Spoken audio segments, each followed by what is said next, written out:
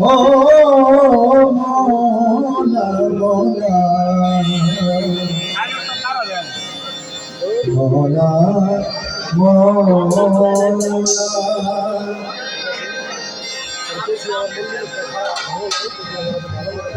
ওরে কেউ বুঝিতে পারে না রে শালাল চিশতির খেলা বাবা শাহ আলম চিশতির খেলা জোর করিয়া বুঝতে গেলে তার ঘটে মরণ জ্বালা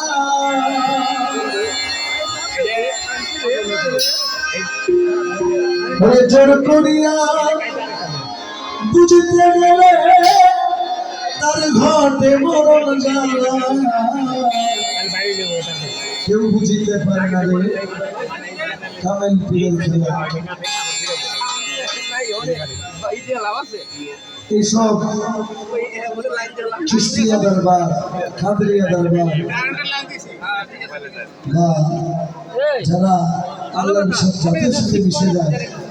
এনাদের খেলা বোঝা বড় গান যেন জালালউদ্দিন রুমি সাহেবের নাম শুনছেন না আপনারা যিনি মসনদ শরীফ লিখেছেন জালালউদ্দিন রুমি রোম শহর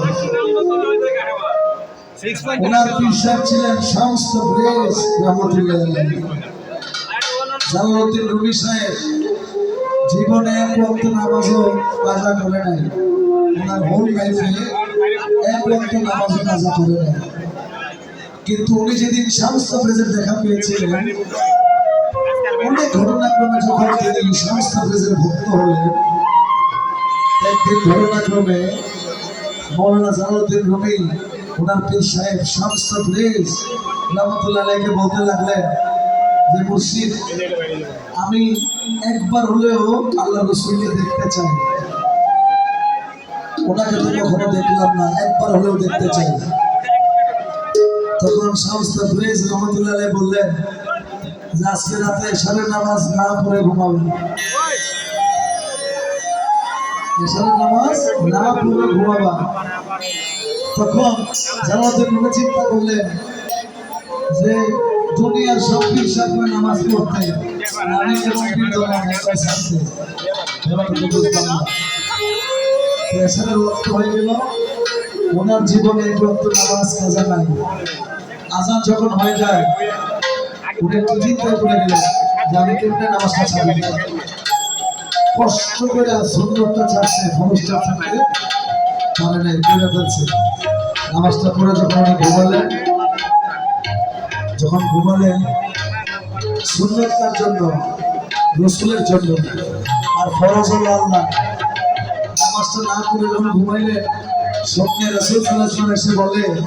হে রবি কি এমন হলো তুমি আমার সুন্নত নামাজটা ছেড়ে দিলে যখন স্বপ্নে রসুলকে দেখলেন দৌড়ে গেলেন আমার পীরের কাছে শামস তাবরেজের কাছে বলে মুর্শিদ আমি তো রসুলকে স্বপ্নে দেখছি কেন তুমি কি আল্লাহকে দেখো নাই না কথার মধ্যে তুমি ফরজটা করে দিয়েছিল সুন্নত রসুলের সেখানে রসুল আসছে ফরজটা যদি আমার কথা মতো ছাড়তে আল্লাহ এসে জিজ্ঞেস করতো যে আমার ফরজটা কেন ছেড়ে দিল জোর করিয়া